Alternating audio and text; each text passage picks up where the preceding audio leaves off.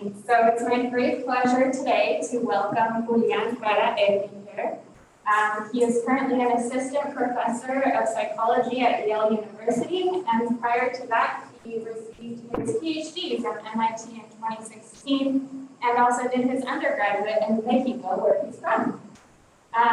Julian has a really amazing academic trajectory. He's won several awards, including 3 recent NSF grants. He's published in top journals, including the Proceedings of the National Academy of Sciences, Psychological Science. And what I really like about his work is that it's inherently interdisciplinary because he's looking at a topic known as social cognition.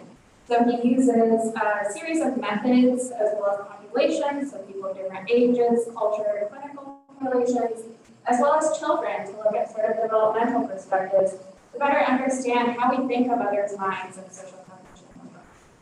So with that, I'll let him take it away and tell us more about the computational structure of human social cognition.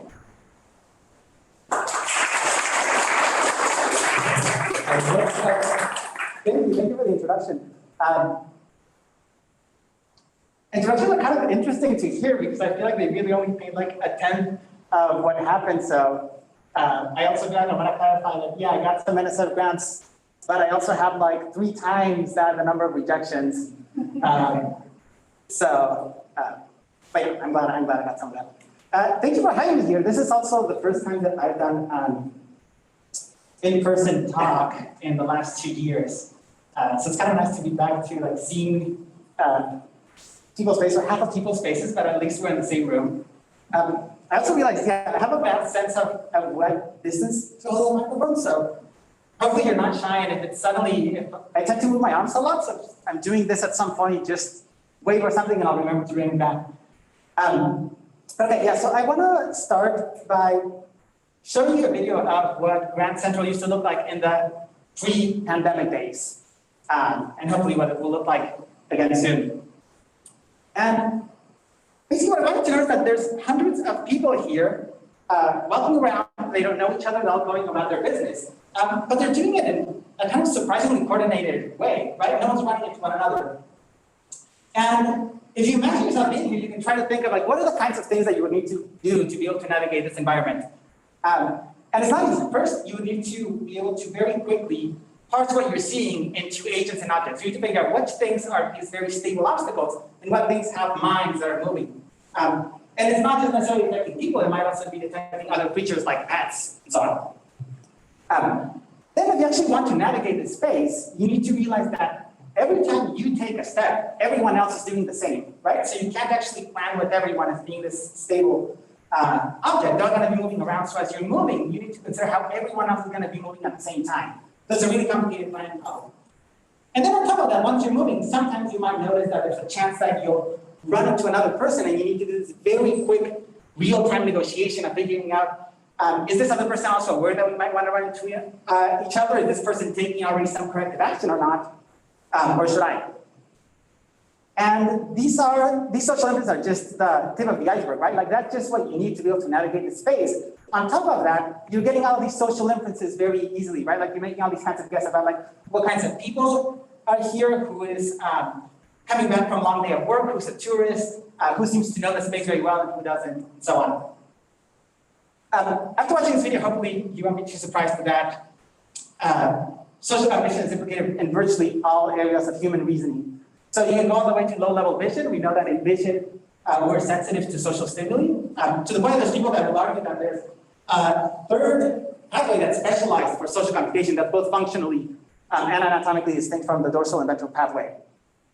We know that it affects things as simple as planning. So even the most basic actions that you take, like when you reach for an object, they're affected by these unconscious inferences about whether someone is there. So if someone is there with you, we, without realizing, we curve our behavior slightly to make it easier for other people to understand what we're doing.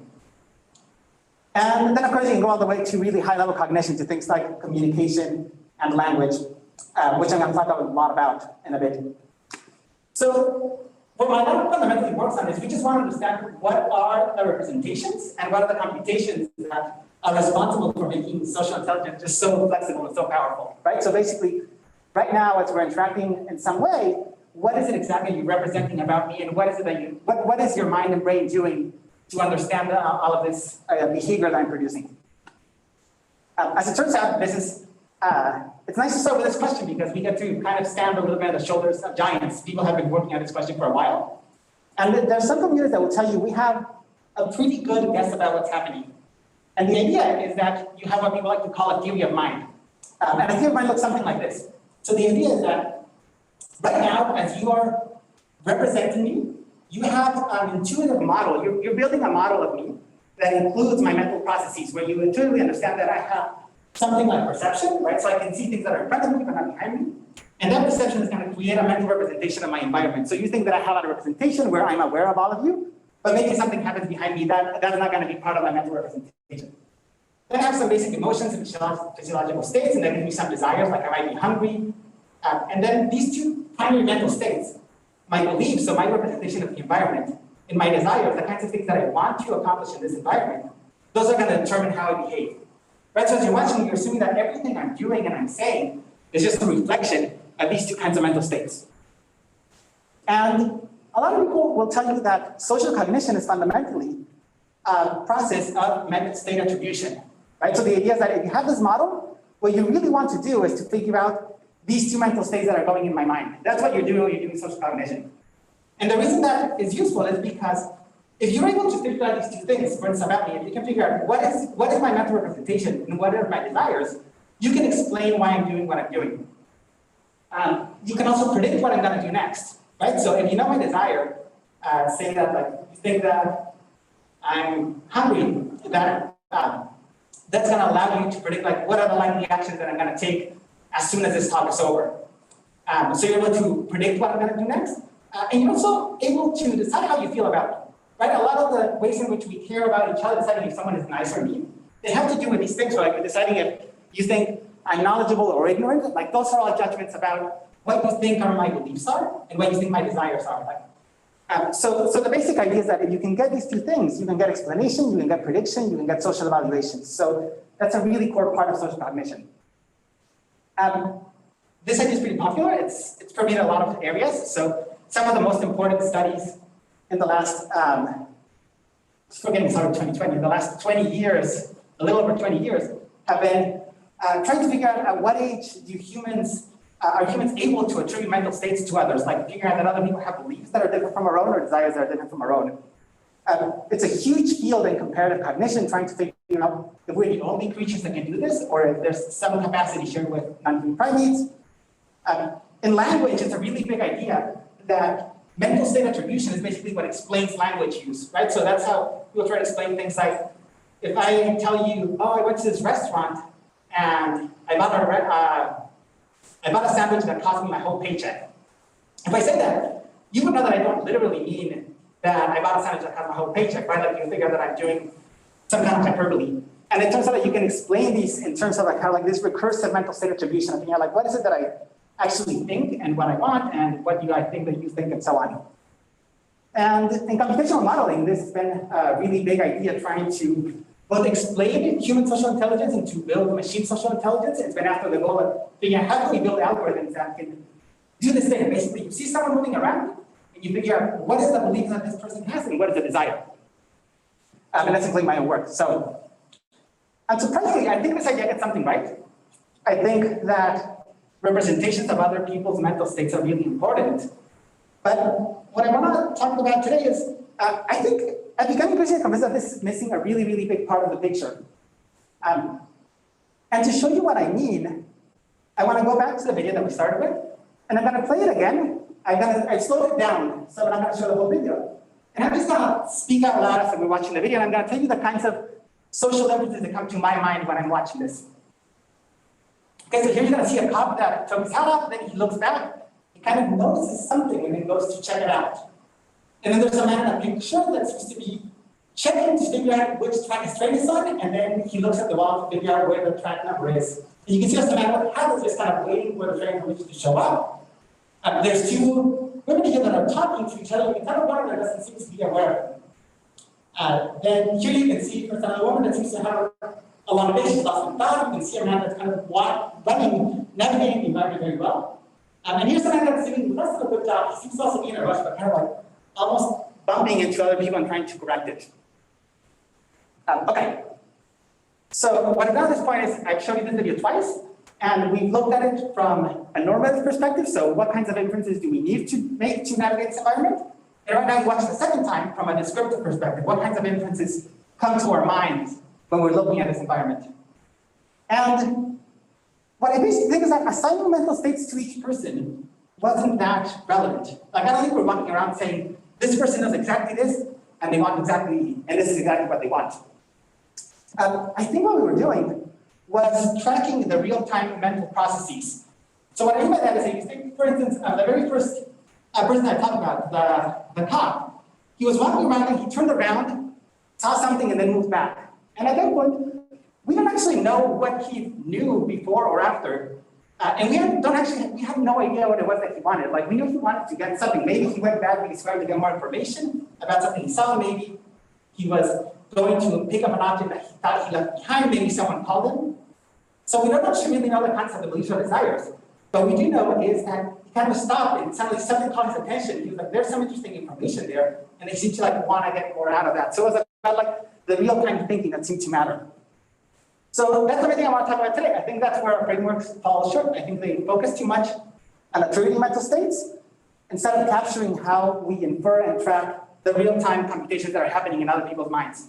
So I think right now our frameworks do a really good job at capturing kind of what I'll call offline theory of mind, which is what our experiments often do, which is you get to watch a little event where an agent walks around with some things, video ends, and then you ask people, what do you think happened? And then you kind of like take the luxury of thinking, oh, this person maybe knew this or wanted this. And I think it's not going to capture the ultimate things that we want to explain, which is the real-time complex social behavior that gives rise to all these amazing things like language and communication and moral reasoning and social learning. So going back to this framework, one way to think about it is that in reality, focusing on attributed mental states is not the main thing that we're doing. It's actually building kind of mental models of all of these arrows, of all of the dynamic computations that are going on in other people's minds, figuring out how it is that their perception is affecting their beliefs, how they're thinking, and that's changing their minds, how their own desires can affect their desires, and so on. So the plan for today is there's 2 parts. First, I'm going to talk to you about a set of studies where we weren't going after this. These were just studies that were running. But it started to convince me that there was something kind of clunky about the framework that needed some rethinking.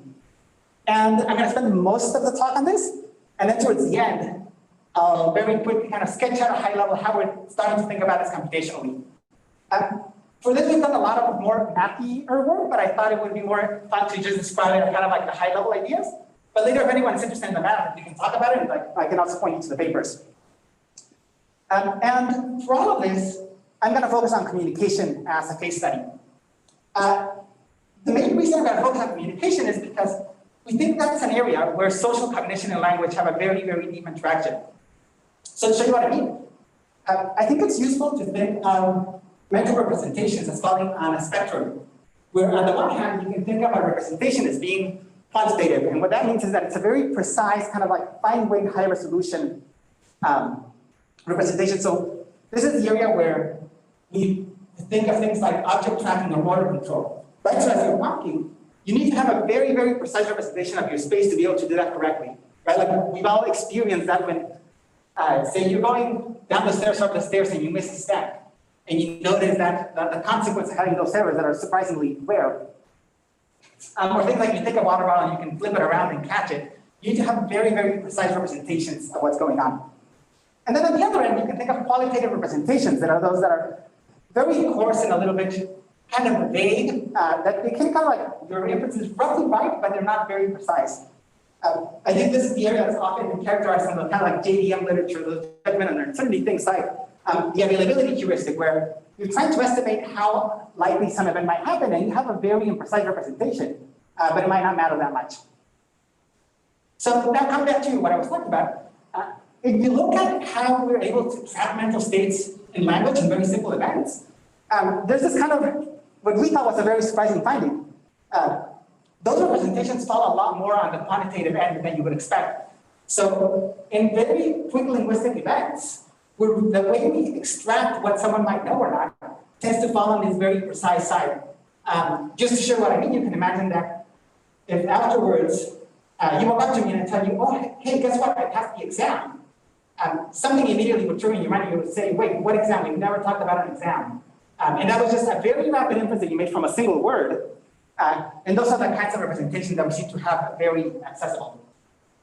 Okay, so that's the main reason I think that by studying communication, it can give us really good access to how social cognition works.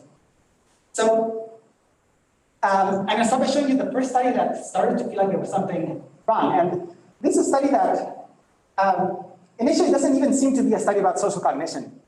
So here's the idea. Imagine that you have something like this, 4 objects, and that I tell you, oh, hey, look at the lamp. Right? That's one of the simplest things that you can do with language. I'm just referring to an object. But I want you to imagine what happens if you kind of play this event in slow motion and we freeze it right before I said lamp. So all I've said so far is, hey, look at the black, and that's it. And at that point you might wonder, okay, what was your mind or brain doing when I said, hey, look at the black lamp?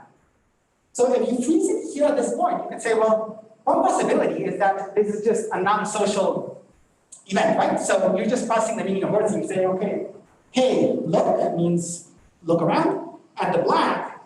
And then once that stops, you can say, okay, that's basically kind of I just need to subset the objects. And I know you're talking about one of the 2 black objects, but I need to wait for you to tell me if I'm supposed to look at the black lamp or the black chair, right? You're just extracting the meaning of black.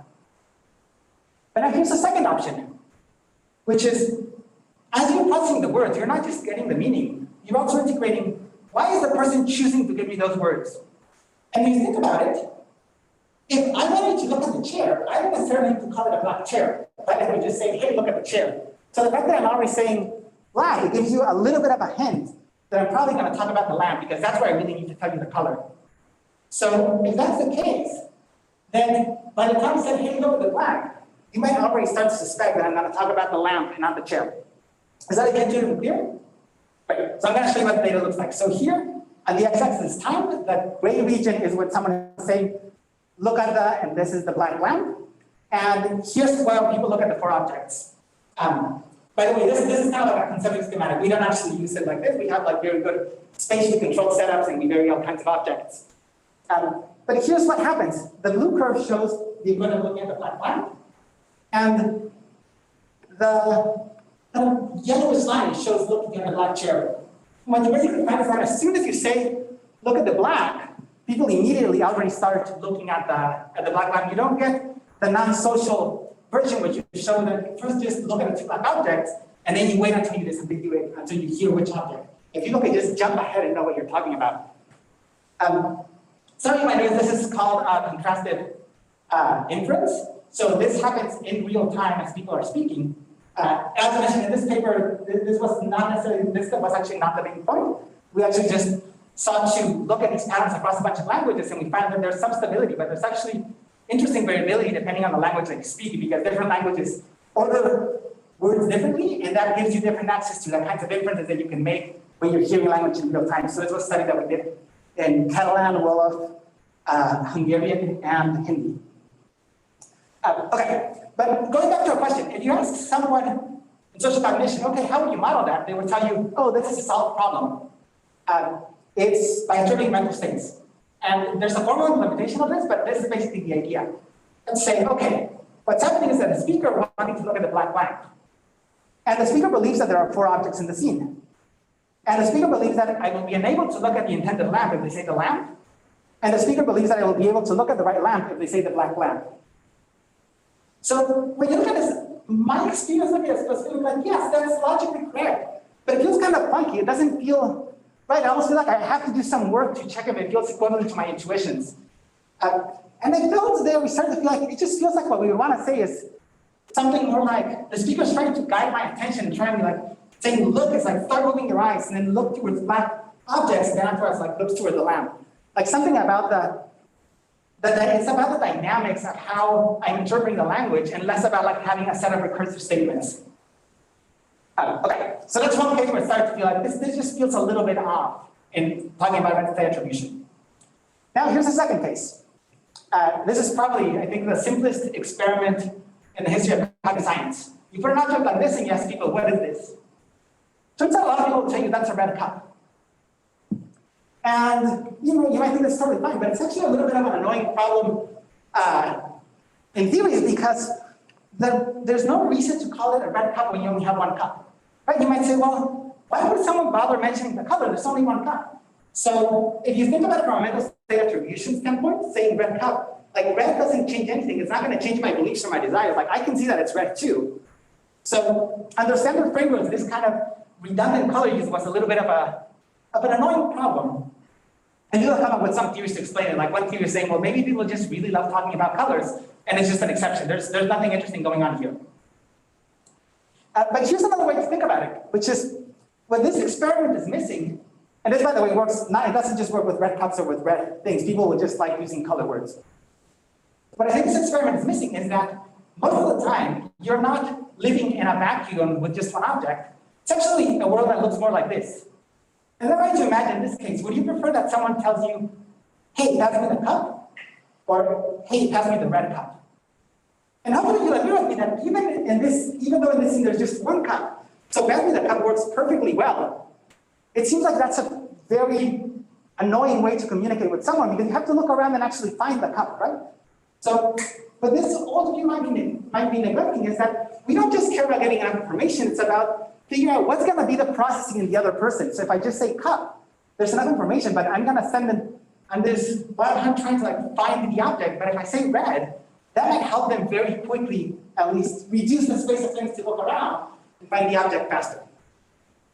So the hypothesis is like, well, what if what speakers are doing here is not like a basic cognitive error, as some people think, but they're actually trying to guide the real-time processes that are happening in listeners.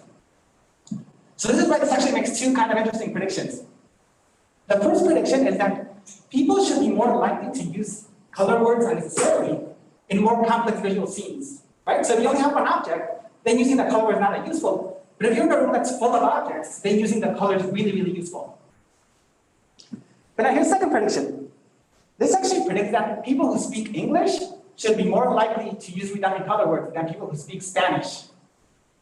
The reason for that is because if you imagine something like this where you have four objects, if you're speaking English, you can say something like, look at the blue tray. So you can tell them, look at the blue, look for the blue object, and then it's going to be a tray. But in Spanish, you would say something like, bandeja azul, which translates to tray blue. This is actually what most languages look like. Most languages put adjectives after nouns. So that means that if you're speaking Spanish, you are forced to first say the category, and it's until later that you can give the color word. So that causes a delay. It's a tiny delay, but if you're really thinking about the listener processing, you might say, well, there are four objects, but until I've said bandeja, there's already a good chance that they already know what I'm talking about, so there's no point in adding that extra information.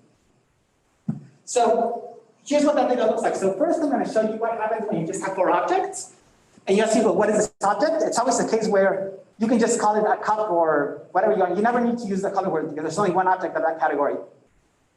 And what you find is that with four objects, around a third of people who speak English will add the color for no reason, or for no reason, I would say for good reason. But Spanish speakers don't. Spanish speakers will just call the object what it is. They will just tell you that's a cup.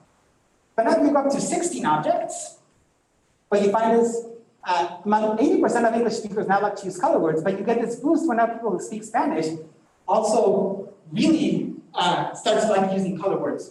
So this seems consistent with this idea that what we're trying to do is guide the listener processing, and we're both sensitive to how complicated is going to be the search and how useful is going to be the words that I'm giving them.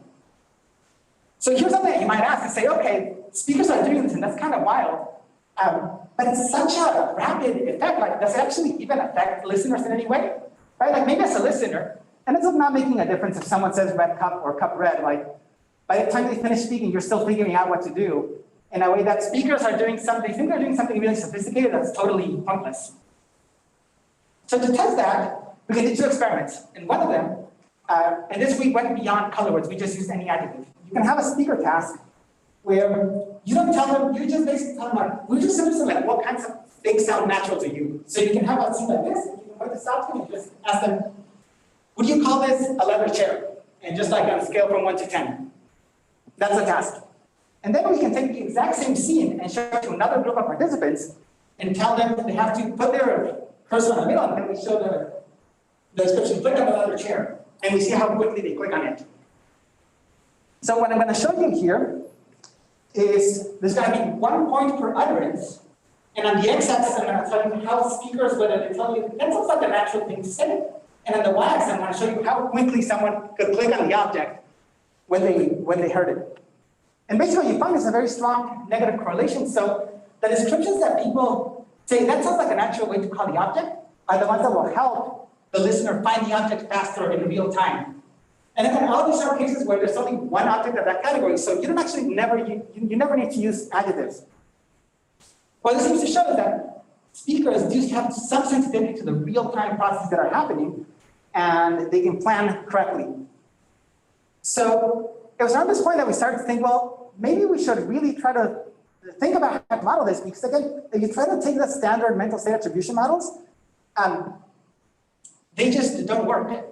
Because what these models say is, for all these descriptions, the other person is going to know what you're talking about, so they're kind of functionally identical. They all get you to ultimately the mental state of the listener is the same. So what's different is the mental process. So I'm going to talk about a little bit about like the model sketch at a very high level. But here's the idea. It's kind of like how these standard frameworks work. So the idea is that you can imagine having some kind of utility where you want to give some kind of meaning M. So the meaning is just basically what is it that you want the other person to know? And you can use words, so you can use some utterance. You say, well, the utility is going to equal a first part, which is the probability that someone listening to you use utterance you will be able to figure out what you're talking about, right? So you want that term to be high. That just basically says, are your words going to be enough for someone to figure out what you're talking about? And this is where people think that mental state attribution really matters. They say, well, here, this is fundamentally a problem I'm figuring out. Will you get the listener to get the right mental states? And then this is traded off with an utterance cost. The idea is just to say, but also basically,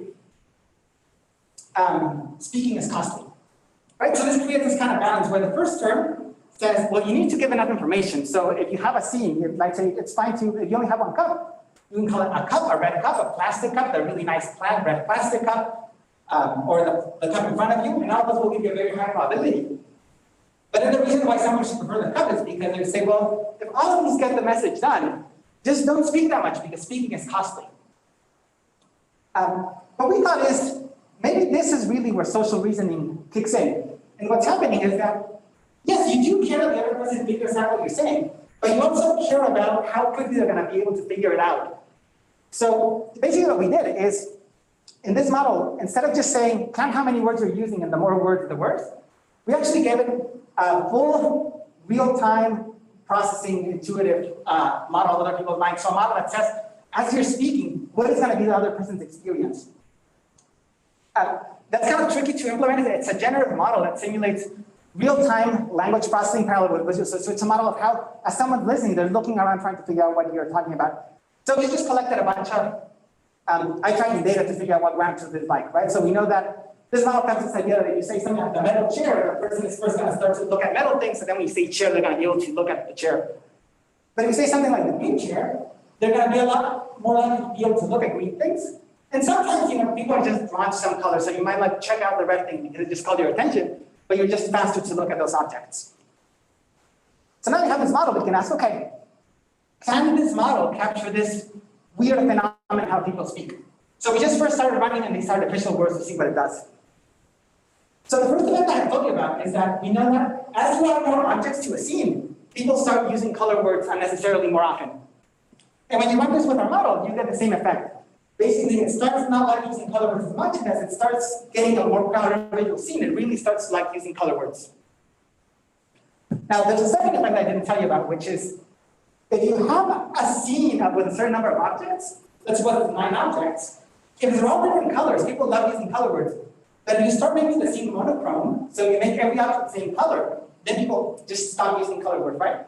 It is like you can imagine, if there's a very complicated room full of objects, you might want to tell them, pass me the red cup. But if everything in the room is red, you would just say, pass me the cup, because red stops being useful.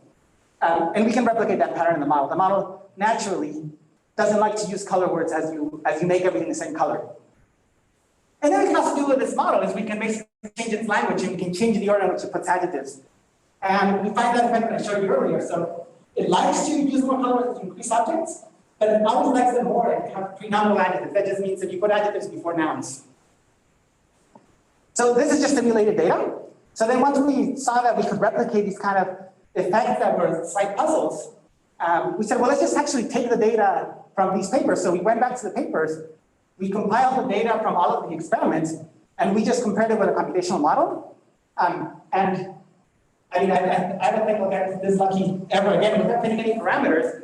We just immediately got like a really nice alignment between the model and the data from these 4 papers across all these 4 tasks that I showed you. So it seems like this model that's trying to like real-time tracking what the other person is thinking does a really good job. And just to show you, we also did experiments to get kind of like the full detailed pattern of what people's inferences look like. So, and it's also compared to a mental state attribution model. So you have a scene like this. You can ask the models, how much do you like each possible way to talk about this object? So a typical mental state attribution model will tell you, usually the best thing to do in this case is to call it a basket, right? Because there's just one basket. And then you can call it a purple basket or a woolen basket. Those are a little bit worse, but they're just as bad because you're just using one extra word. And then the worst thing that you could possibly do would be calling it a purple woolen basket because all of these get you to the same mental state, you're just using words for no reason. Now, our model that's doing the tracking the real-time processing disagrees. It says, no, you should actually call it a purple basket, or even purple woolen basket is better. And basket and woolen basket are just the worst things to do. And if you look at what participants say, it's not perfect fit, but you get about the pattern where people also prefer purple basket followed by purple woolen basket. Here's one more example. So in this case, you have 2 chairs. So the standard mental state attribution model says, well, you shouldn't call that a chair or a blue chair because that's just not gonna do the work for you. So you should really call it a metal chair. That's the right thing to do. And the blue metal chair is fine, but not as good. Our model actually likes blue metal chair better and says, oh, this is a really good way to do things. Once I say blue, it just looks at the top left corner. And then when I say metal, I make it really easy for you to just find which of those 2 are metal, right? It's realizing that it's easier between 2 objects to figure out which one is metal than among 6 objects. And then again, participants are a little bit nicer, but you can see that people also prefer calling it, they think blue metal chair sounds better than metal chair. And we can do this parametrically with a ton of studies, with a ton of displays. And here's what we find with our model that's tracking real-time computation. And by comparison, here's what the standard mental state attribution models say. So here each point is a description of the scene, and on the x-axis is what our model says, and on the y-axis is what people say. Okay, so far I've shown you 2 studies on language, where hopefully you start to see that there's some evidence that it just feels that talking about this mental state attribution starts to feel kind of funky, and it felt like it was more about like the real-time experience of speaking. But so far all this has been in language, and there's some concerns. You might say, well, maybe language is a very special case. Like, for instance, language has undergone a lot of cultural evolution. So maybe we don't actually have these models, right? Maybe just over time, it turns out that we learn certain patterns of speech, and we have no idea why we use them, but it's just because culturally they just ended up working. And it's something very specific. So you don't need a model of real-time processing. It's just that you have no idea why, but as you grow up, you realize that just calling things red cup in some situations just seems to work well. So you just do it without knowing why. I'll mention some slight evidence against this is that you can take these Spanish speakers that I showed you that don't like using color words, and if they also speak English, you can do the same task and have them complete it in English. And when they do it in English, they show the English speaker pattern. So it's not a fixed effect. They actually can switch very flexibly. But I'm going to show you now a second line of work that we're doing on gesture that we felt started to point to the same idea. And so this was, again, another line of work where we weren't really after this. We were just trying to understand gesture, but we really started to feel that we needed to think about real-time mental processing. And the idea here is that by gesture, I'm meaning like the simplest kind of gesture, like when you wave or when you nod or when you say no. And I think, well, again, from a mental state attribution standpoint, there's really good work on this that says, well, all that matters is that someone recognizes the gesture, right? It's not a very complicated problem. When I wave, all you need to do is detect this movement and map it onto, like, you have kind of like a mental lexicon where you know, oh, that I detect that movement. And so basically any movement is fine as long as we both know what the movement means. But from the perspective of tracking mental processes, you can do a little bit more. You can also figure out, well, how quickly will you be able to process what I'm doing so that you can figure out that's a gesture? And these two make different predictions because under the first one, you could have really complicated movements that as long as at the end they map in your dictionary of gestures, you'd be fine. But in this one, it matters how quickly the other person is going to be able to figure out what you're doing. So based on that, we came up with this hypothesis of saying, well, maybe a good gesture for mental processing needs to be shaped to reveal that it has no external goal. So what I mean by that is you can imagine a very ridiculous case where, like, say that the way we said hi, instead of waving, was like reaching our arm forward like this. That could be a kind of annoying gesture because there might be the idea once I do this, you'll be able to recognize and say, oh, that's a wave. What we would call wave in this alternate. But once I start doing it, you're going to have all this temporal ambiguity where you're going to wonder sometimes is Julian reaching for an object or is he saying hi? So it's going to push a delay in your processing. So we can actually take our computational models and we can do optimization over this to figure out what would a movement that reveals, that helps you really quickly figure out how you're not acting on the world look like. And at a very high level, I'm not going to go through the details, you get these two kinds of solutions. The first one I'm going to call rarity. And the intuitive idea of rarity is that it feels like a very simplified two-dimensional representation. Imagine the white dot is an agent and they're stars. If this agent wants to reveal that they're not acting on the world, so they're not pursuing stars, taking this kind of like movement toward away from the object is a really good way to signal that they're not trying to pursue a star. Right? So it basically means produce a body movement that you would never produce when you're acting on the world. So that intuitively, at least to us, seems reminiscent of things like a thumbs up, which forces you to put your body kind of like this position that you almost never pursue. But the second solution, which is repetition, the intuitive idea is to put a bunch of objects. So any direction that you go, someone might think that you're going for a star. In this case, a really good solution is to do quick back and forth changes without changing the state of the world. And there's a really good way to get an observer to quickly realize that you're not acting on the world. And I think that seems kind of similar to when we wave or we say yes or we say no. We kind of feel a little bit of this need to repeat it a few times. So we started by just figuring out if this had any merit. So we did everything we could to get a bunch of gestures from around the world. We went to international student associations. We got travel books on gestures. We stood outside the night before the pandemic just asking tourists if they could tell us any gesture they knew. And we combined with 311 non-iconic gestures. Here's just some examples of them. And then once you code them, here each point represents a gesture. And what we found is that off the bat, almost 96% of gestures in this common repertoire show some evidence of a sensitivity to mental processing. So they're shaped to kind of like not just get you to understand it, but to reveal help you infer very quickly that the movement is not trying to act on the world. There are some that are inconsistent. I can talk about that later. The inconsistent ones are kind of interesting too. But okay, so when we started, we said, okay, so decimal multi gestures are shaped to guide real-time processing. But here again, you might say, well, maybe just over time they got shaped that way. But what we also know is that you can get this effect to come up in artificial experiments literally within the order of minutes. So you just put people in an artificial task and you tell them you have to invent a new gesture. We did this with these paradigms. I can talk later if anyone is interested, but with an online task where like the robot has to move around because there was a pandemic. People immediately started creating like the best movements to reveal very quickly what you're doing. And what we also know is that this is actually how people figure out if a movement is a gesture. So when they see someone else move their body in a new way, and if it's just some kind of like arbitrary complicated movement that they can't figure out what it is, they won't tell you that's a gesture. Right? So if I do like something really bizarre, they will tell you like, I don't know what's happening. But if you do the movement in a way that's very well designed to guide the person from realizing that you're not acting on the world, people start to feel that that's a gesture. And so this was a paper we really wanted to get it right, so we did about 13 experiments. I'm not going to show you all of them. We did some very controlled parametric ones, but I'll just show you very quickly my favorite ones, which is, we both did it with parametric displays, but also with naturalistic. These are schematic of the videos that were all normed. And you can ask people explicitly like, what you think. We ask people to explicitly rate like how likely do you think it's a gesture, and you get the effects. Whereas the ones that are well designed to reveal that you're not acting on the world, people say that looks like a gesture. But we also replicated this with a group in the Bolivian Amazon, so the Chimani, and this was just to remove them until it was like just embedded in like some certain cultural context, right? Because the idea is like this is very basic social processing that's available to all humans.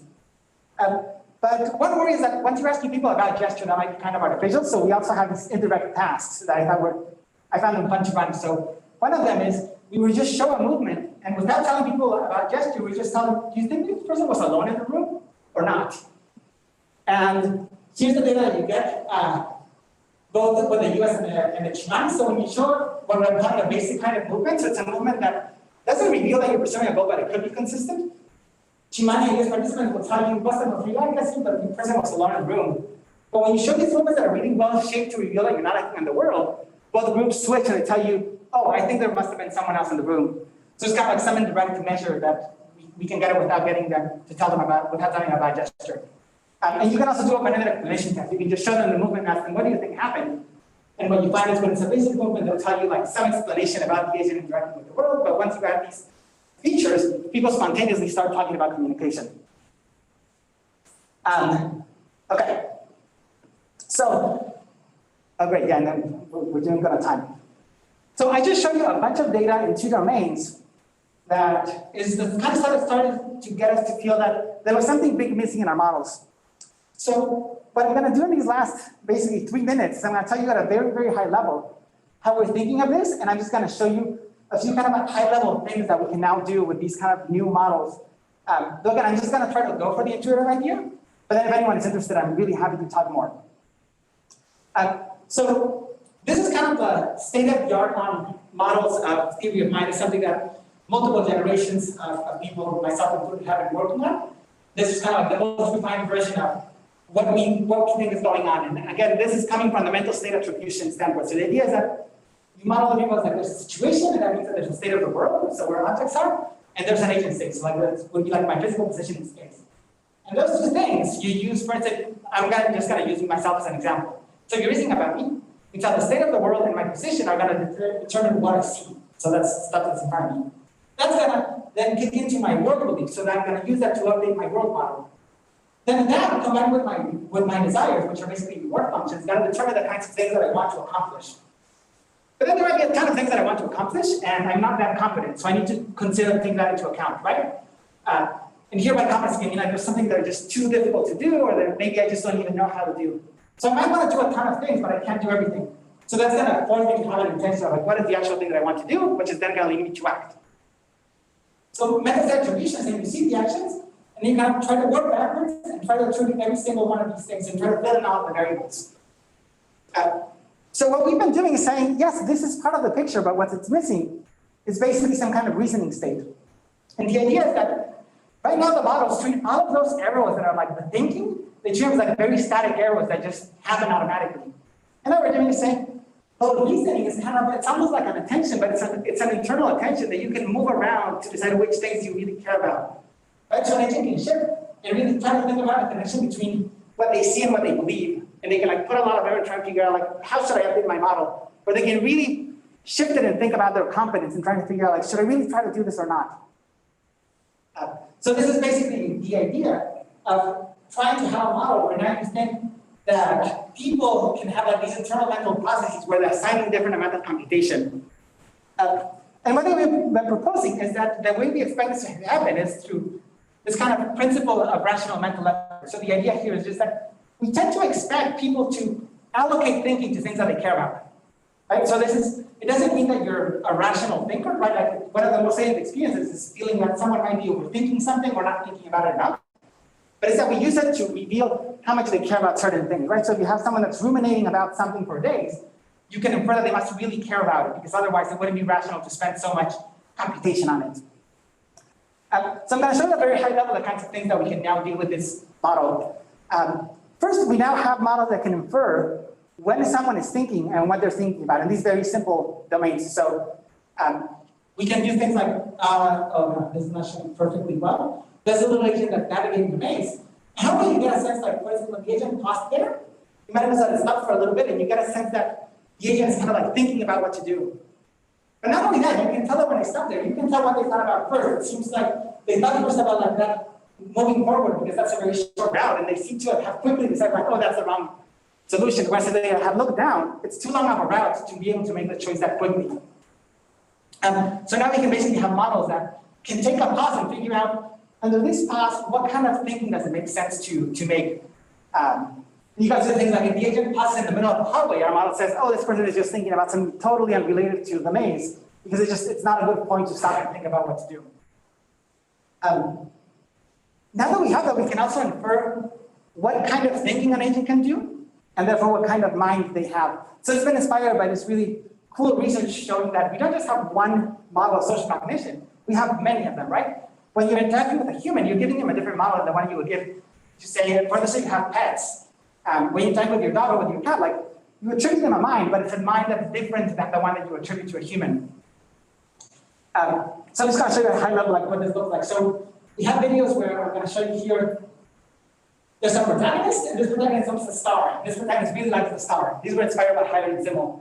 And there's going to be a thief. So I'll just show you what happens. You can see the thief comes down, then the protagonist spots the thief, and then tries to go after them, and then kind of like loosens them, and just kind of starts looking around, and then it just comes out and gets the star. Now, when you see this, you get a few quick intuitions. First of all, it's pretty obvious that the protagonist can see, right? Because as soon as the blue circle passed by, it started chasing after them. But you can also tell the agent wasn't particularly smart, right?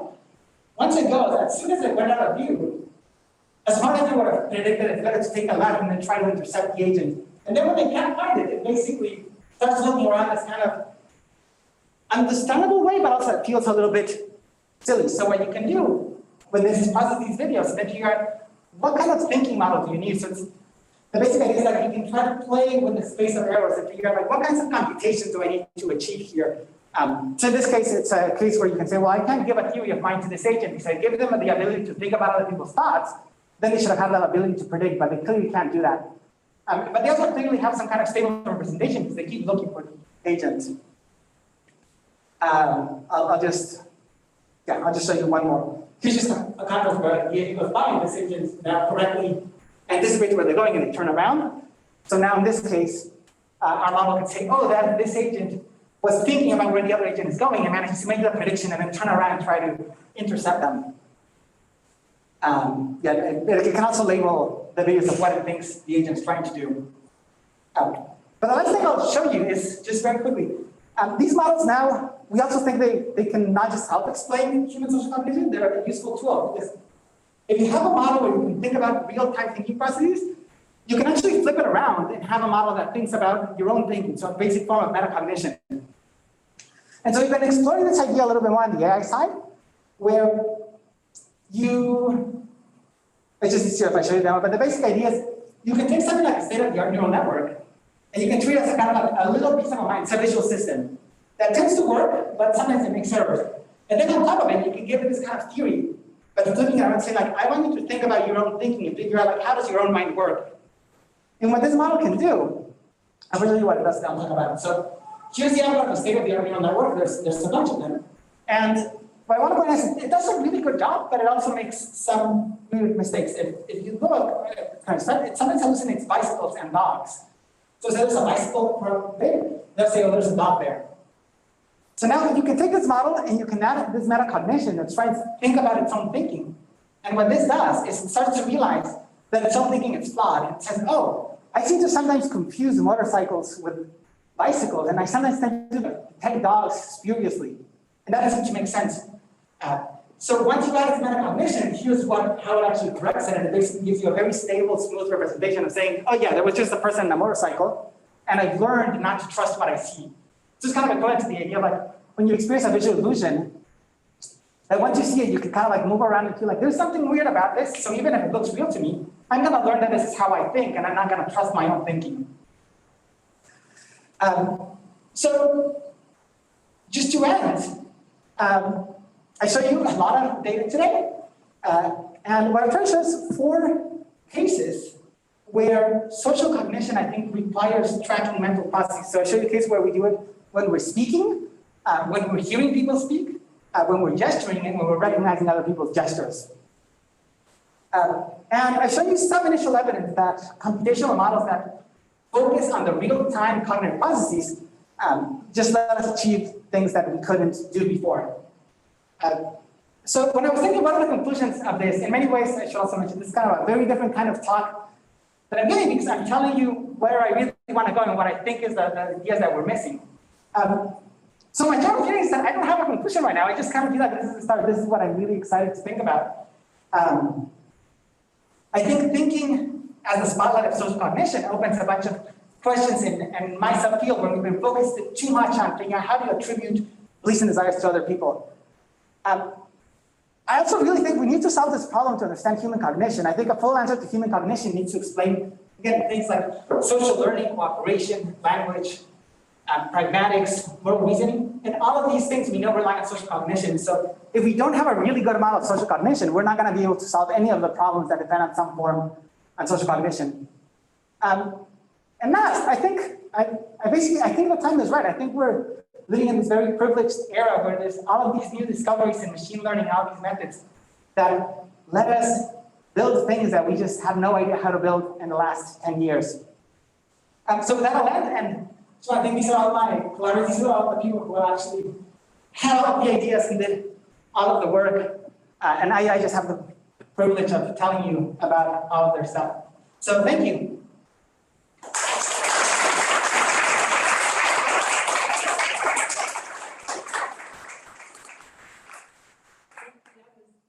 That was wonderful, and I'm just, as an old hand here, I'm just going to quickly reintroduce some of our cultural habits here, which is that we'll start off with questions from trainees, and Christina and I will hand out microphones.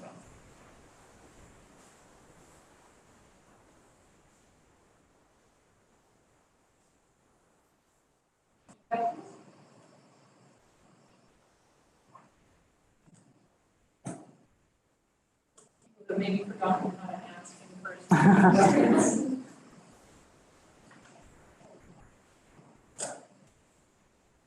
Thank you. That was really good talk. My comment is more of a comment rather than a question. So I'll try to make it so it would be a question at the end. But one of the things I liked about the work that you did with whether you're having the adjective before or after the noun is that it seemed really tractable with research in attention and visual processing more generally about how visually salient objects can capture our attention and be processed more rapidly than semantically salient objects in our environment. But there's boundary conditions to that, and you can try to change both perceptual as well as goal-related conditions so that almost the reverse is true, not quite, but almost. And so I wondered if you had been thinking about your work in the context of that more broadly, and whether you could kind of identify cognitive and neural tractability with your models. Yeah. This is working. Thanks for that question. I can share a few thoughts and hopefully it'll answer some of it, but if not, we can also talk more. I'll tell you slightly how we've been thinking about it, which is one question is figuring out how do we decide that a color word is just going to help you to search for things? And I think that's very different from other domains of theory of mind, like in a lot of domains of theory of mind, like desires. It's really important that I don't assume that the things that I want are things that you want, or things that I believe are things that you believe. But with vision, visual systems tend to be pretty homogeneous. So that's a case where I can actually assume that a lot of how my visual processing works is going to be similar to how your visual processing works. So the first thing that your comment / question reminded me of is that we've been wondering whether these computations actually rely on our own visual system and we just talk about what we find salient, or if they actually have a whole different system where we try to reason like, what would your mind do? We think the right way to test for that is we need to find some patterns of how people look for objects that people don't realize that they have, and then testing if those affect how people speak. So we think we have that. What we know is that there's some research that people, when they start looking for objects, they can't quickly integrate semantic categories. So it looks like if you say cup, people immediately tend to look at surfaces. So the question is, we're trying to figure out like things like if you have a cup, if you put it on a surface, are people more likely to just say cup? And if you put it in a place that's unusual, are they more likely to give you other words? The other thing that you're kind of reminding me of is that I think this is a very narrow slice. Like, I mean, we do talk about objects in front of us all the time, but a lot of conversation is just talking about stuff that's not in front of us. We're just talking about abstract ideas. And there's a question of how it works in that case. So our pet theory is that if this idea is right, having a model of how you're going to look around for objects in your environment is not enough. We also need to have an intuitive view of how you will look in your semantic space and in your memory. So the way like a thought experiment is that if we're both walking around and suppose that there's some guy who's both like very tall and he's very mean to us. At that moment, then if someone else comes up, and we want to tell them what happened, we say oh, hey, do you see that tall man over there? He was really mean to us. And we would use tall because, if you say that mean man, the person would be like, that gives me no way of figuring out what you're talking about, but tall is a good word. But then, suppose 3 months happen and we encounter that person again. I think at that point, we wouldn't say, hey, remember that tall man? We would say, hey, remember that mean man? And the intuitive idea is that now we know that the search is over memory space instead of over visual space, so that we would switch to finding that. So one thing that we're really interested in is trying to characterize what is our intuitive view of what are the good words to help you navigate your mental space, because I think that's a lot of what happens in conversation. Yeah, thank you so much.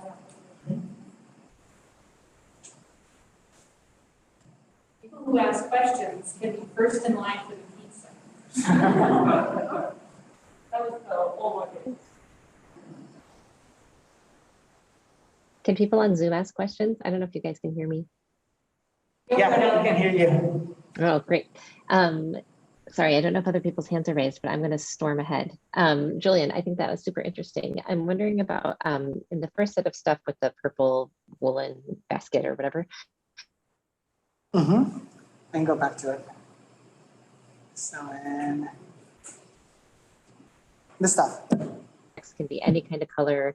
Fruits are going to tend to be a certain smaller range of colors. Some of those things are nameable. Some of those things, I have no idea how to call that small left purple pink octopus plastic thing. So did that stuff get factored in? Yeah, that's a great question. Not yet. That's what we really want to factor in. So there is this observation that I think makes total sense with this idea, which is when it's an artifact, people tend to use color words a lot, but when it's a natural object, people don't use color words. People will rarely say something like, that's a great rock. They will just say, that's a rock. And so under what I've talked about, the idea is that we are even smarter than this. We also realize that sometimes just giving you the word will help you know what color it is. So if there's something where there's a very strong correlation between category and color, we just give the category and we know the person is going to strike the color. We have some eye tracking data on this that shows that if you say, I forget which, it's just very early pilot data, but there are certain categories. The typical one that other people have also done is if you say banana and you do eye tracking, you can see that people are not looking for banana-shaped objects, they're looking for yellow objects. So it's they treat it, and the commerce, if you have this is a classical example, if you have a purple banana, then everyone will call it a purple banana. It's kind of to counter that if you say banana, you assume that the other person is going to look for something yellow, so you need to push them against that. The only problem is that from a modeling perspective, it's really hard to come up with first principles. That's almost just world knowledge. So you need to have a lot of world knowledge to learn the correlation structure between colors and categories. But if you can feed out that data, I think it'd be really nice to get it to learn that, and then it can use it to decide when you're going to be able to infer the color and when you need it. Cool. Thank you.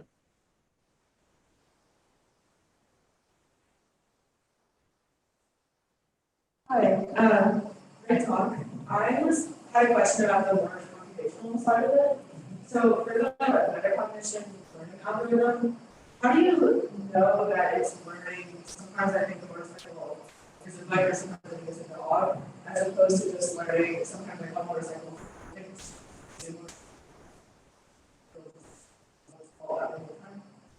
Yeah, so that's a good question. That's something that right now, we've implemented several versions of this, and the short answer is it's not a very interesting answer, but basically, in this metacognition, you can both implement the idea of a confusion matrix, where you can basically say you can confuse any object for one another, or you can also implement kind of a simpler forms of metacognition, where you say sometimes you just hallucinate things that aren't there, or you miss things.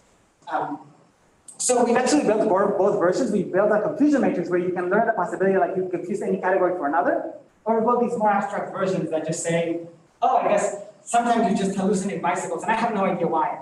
Or sometimes I see dogs and I have no idea why. What we really want to do, and we haven't, and both models actually work, but what we want to do is the hybrid, and we think the hybrid is right, where sometimes you learn that you confuse objects for another, and sometimes you learn that you just see things for some weird reason. But yeah, the goal would be to be able to have both versions, and we don't have that yet. I have a follow-up question to Elika's question. So when you mentioned that when it's a natural object, you don't call it gray rock. Is it part of because we do not expect other rocks to be colored, or if somebody paints a rock and you find it outside, would you still refer to it because it's no longer like the norm or the traditional color of the object? Or similar with cups, we don't call it just transparent cups. Transparent water cups, you might just call it transparent glass. You call it a glass, so that's the generic form, even with artifacts. Yeah, so I think you're right. There's not too much data on this. The only case that gets a little bit close is this old study that we didn't run. I mean, I actually think it's been run a few times on how, I mentioned like when a banana is, if you show a purple banana, that's actually the experiment. Everyone calls it a purple banana. But yeah, what you said is exactly what I would predict. We just don't have the data yet, but I would think that you would get, so we know that like for artifacts, particularly clothes actually, for clothes like people just love mentioning the color word of clothes, and we think that's useful because if you sell a shirt, like there's just, that's a case where there's so much color variability. So I think if you have an object that usually has a certain color, like I love your painted rock idea, I think if it's painted, like that's gonna give you a huge color variability. I feel like everyone's gonna mention it. And to that, I think that's right, like if you show me a rock that's been painted blue, I guess very strong intuition that would just say like, yeah, that's a blue rock. I'm trying to like get into like my Spanish speaker intuition to figure out in Spanish, and we say blue rock as well. I'm not sure. A problem working with this stuff is that like you overthink it and then you lose totally your intuitions. So I'm not sure what happened with Spanish, but yeah, that's something we're hoping to do. All right, thank you so much, Julian, for a great talk. And yeah, thank you.